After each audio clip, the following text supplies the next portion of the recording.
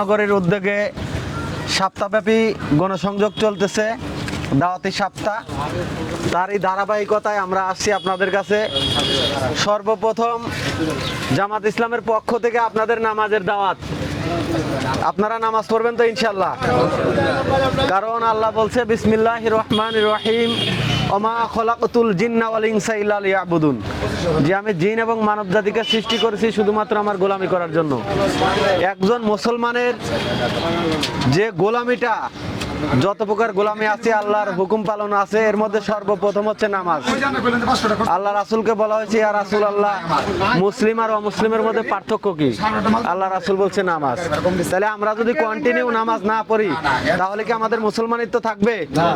তাহলে আমরা নামাজ পড়বো তো ইনশাআল্লাহ?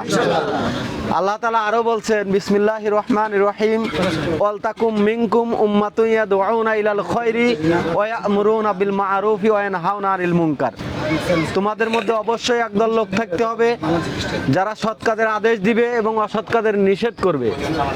তো দেখেন, বাংলাদেশের প্রেক্ষাপটে সৎ কাজের আদেশ দিলে কোনো সমস্যা নাই, কিন্তু যদি আমরা বলি এই এলাকায় চাঁদাবাজি চলবে না, মাস্তানি চলবে না, গুন্ডাবাজি চলবে না, ইয়াবা ব্যবসা চলবে না, তাহলে মানুষ বাধা দিবে না?